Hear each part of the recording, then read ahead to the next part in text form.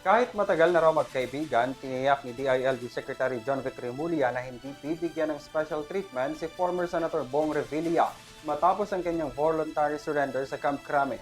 Sabi ni Remulla, kahit air condition hindi bibigyan ng senador at ituturing siyang normal na PDL. Tunghayan ang detalye sa aking report.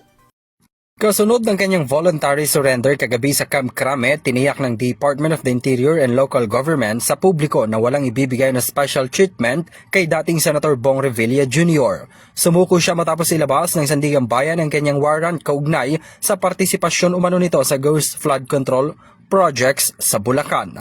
Ayon kay SILG John Vic Remulla, bagamat matagal na sila magkaibigan, tiniyak niya na ituturing si Revilla kasama ang kanyang mga kapwa-akusado bilang mga persons deprived of liberty o PDL na naaayon sa batas. Naaresto na ang 6 sa mga akusado sa kaso at isa na lang ang at-large, pero tukoy na raw ng PNP ang kinaroroonan nito. Matagal kami magkasama ni Senator Bong sa Cavite. Ang anak niya ay naging vice governor ko. Ang anak niya ngayon ay vice governor ng pamangkin ko. We've been lifelong friends ever since the 1980s. Matagal na kami magkaibigan. But duty calls, there are no exceptions to the rule.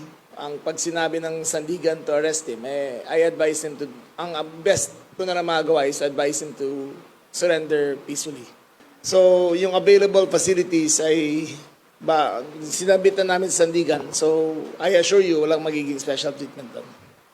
Dumating sa Sandigan Bayan kanina si Revilla at doon malalaman kung saan siya dadalhin dahil hindi na raw ito pwede sa custodial facility ng Camp Crame. Bukod naman sa pagsuko nito, kasabay rin niyang isinurrender ang kanyang mga baril dahil hindi na raw siya maaaring humawak pa ng mga ito kung saan umabot sa 20 iba't ibang kalibre ng baril. Pagharap sa kanyang Sandigan Bayan, haharap siya sa indictment, plea niya, guilty or not guilty. Pagkatapos nun, since non-bailable, ang Sandigan na mag-decide kung saan siya ilalagay, anong incarceration site. Sa kanyang Facebook post, bago makarating ng Crame, binanggit ni Revilla na tila wala raw nangyaring due process sa kanya. Having a warrant of arrest. Nakakalungkot po, parang wala yatang due process. Nung sabi ko mag-surrender na siya, handa naman siya. Kayo rin po ba nag-encourage sa kanya para mag-surrender? Oo, nag-encourage din ako sa kanya.